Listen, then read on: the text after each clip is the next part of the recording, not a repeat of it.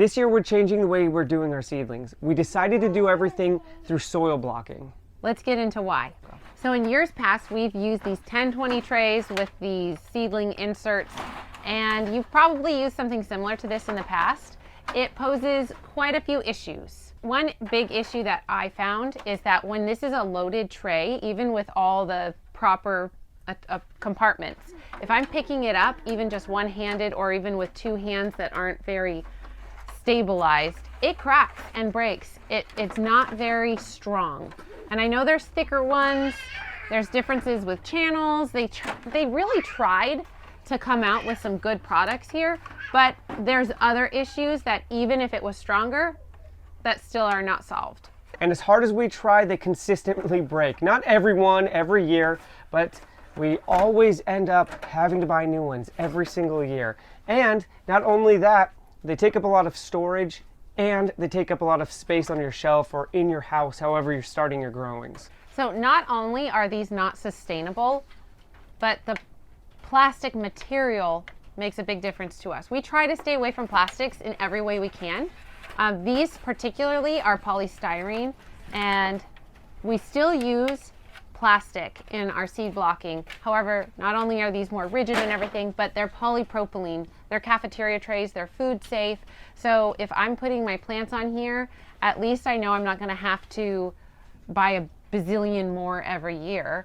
I could keep reusing these again and again. They save on space, they stack well, and polypropylene is far better than polystyrene any day of the week. Now we talked about the plastic container itself and why we switched off of these for space and for durability, but the bigger reason why we did it is for plant health and root health.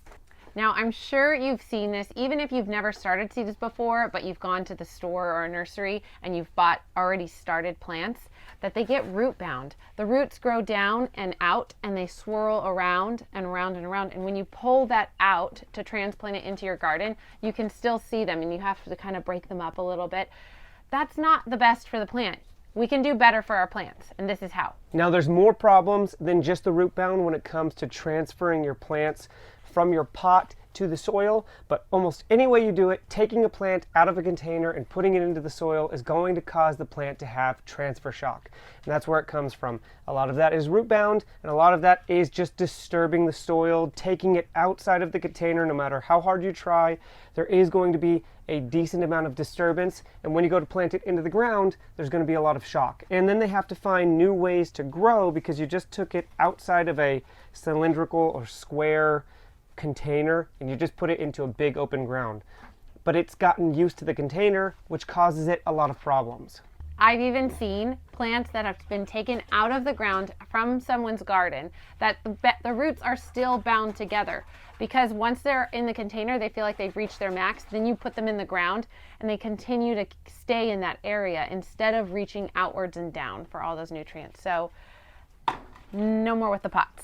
So the next issue we have with starting seeds in trays is watering. Not only is it difficult to see if the water has met its max as far as how much or how little to water when they're encased in these little plastic containers, but it's easy to cause root rot, to suscept your roots to future disease. They're going to need a lot more fertilization later when they're in your garden because the roots won't establish as strong. There's a solution to that though in soil blocking. In short, soil blocking is creating a block of soil to house the seed where the seed is going to grow, and you do those with an easy storable device that makes the blocks for you. And they'll do it in larger segments. Each of these is a container itself. Each of one of these will be the soil block. Same thing with here on the small end. So with soil blocking, you have the advantage of something called air pruning. When you're planting the seed here in your soil block, whether it's the large or the small, it grows its roots down and out. As the roots come out towards this edge, they sense the air and they prune themselves. And then what that does is it signals to the seedling to send more roots down.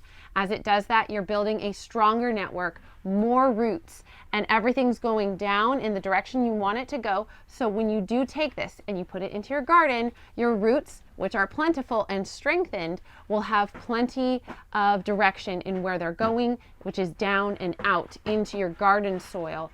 And it creates a greater really a greater plant, in my opinion. So we talked about how much space the plastic containers take up. It's way easier to store just a few tools and a bin and a watering can, everything you need just all in one tote. And then when we're ready, we pull it all out, get our blocks of soil put together. There's different sizes like he mentioned. This is a 3/4 inch size. It makes a tiny block of soil and it's good for that one little seedling to start. And then when that one's ready to be up potted, we can up pot it into a larger block. This is a 2-inch soil block, which is made by this big guy.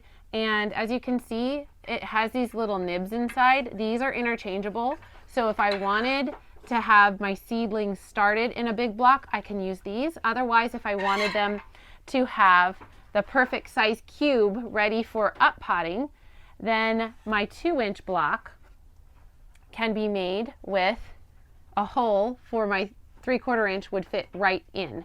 So even that little part's interchangeable. And that would make it so that there's no transfer shock between the small seedling to its larger container, because it fits perfectly inside and the roots are already searching down and they're going to grow into here perfectly, and it's not getting root bound.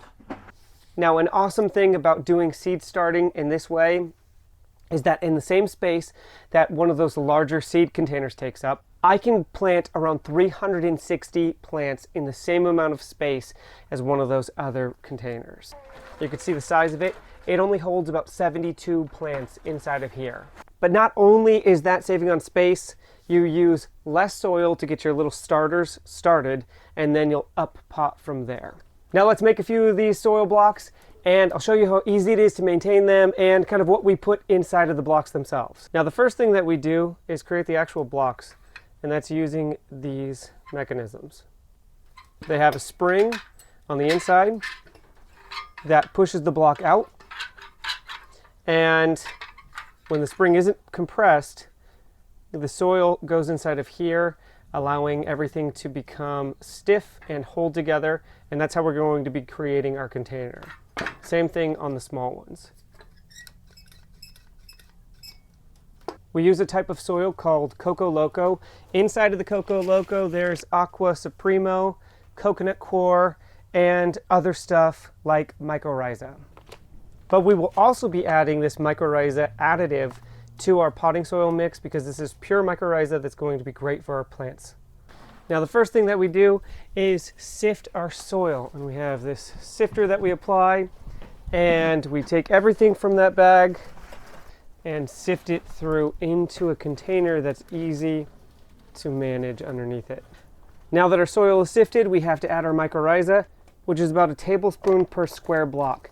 That actually almost equals out to about 1 tray. So 1 scoop for 1 tray. And we'll get all this mixed in, but this is not a good hydration level in order for the block to hold its own. So we need to get it more wet, and I'm going to show you what we're looking for. Now there is a little bit more of a scientific way to do this, but when you get your hands in here and work the soil, you can actually see and start to feel what it's supposed to feel like. What you're ending up looking for is when you squeeze the block, just a little bit of water comes out, but not too much that it's a pencil.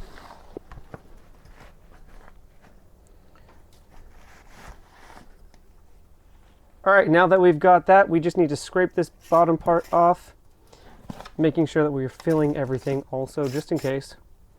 Now that looks like it's ready to go on the tray. And it's very similar with these larger containers also. The big thing with the larger containers is that they do have these removable things so that you can get the proper seed depth. It will put a hole at the top of the block for the proper seed depth. And also there's another block that looks like this that is a square, perfect square, and that's the exact size of these smaller blocks, so that once you're up potting, this comes out and then goes into the place of those square blocks. I'll show you that one in a bit.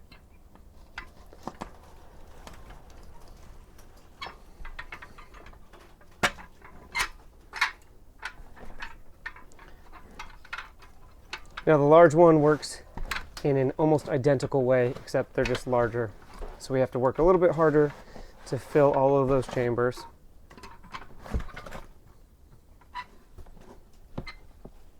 Honestly, it's not normally that hard to do these large ones, but in this filming position, I can't really get my hands in there because I'm up on the table.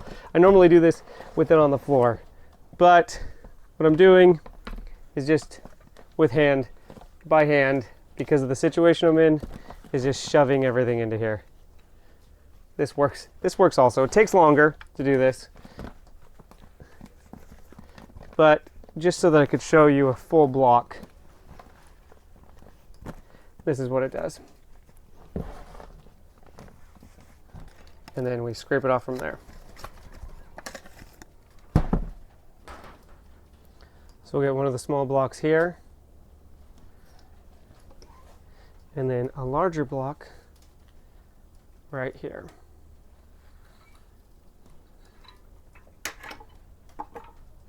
Now you can see those divots already made for us at the larger, longer depth, and there's even a divot inside of these smaller ones. Now most of the smaller seeds, like any of your herbs or tomatoes, are going to go inside of this smaller set. Then you will move from here by just picking up a block and setting it down inside of the space, that the square divot that would be made out of here. And that's how easy it is to up pot. Something like a larger pumpkin seed can direct sow straight into here. And then once that's done, you just sprinkle a little bit of soil on top of it, just a light sprinkle, and then that's it. It would be the same thing if I planted anything in here. You can see on this tray, we already have sprouts happening on this one. These are flowers, flowers, and more flowers.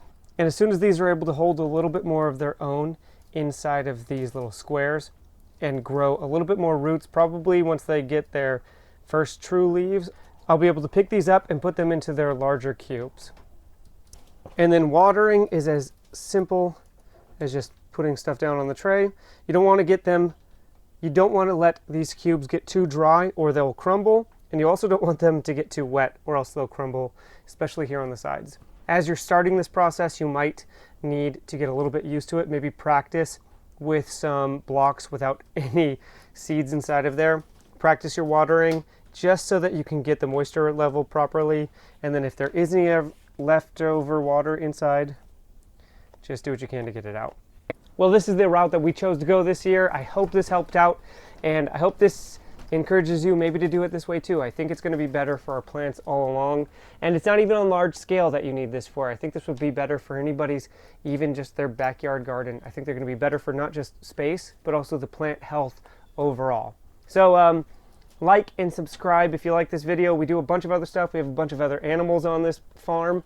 We have a cow, goats, and a bunch of other things.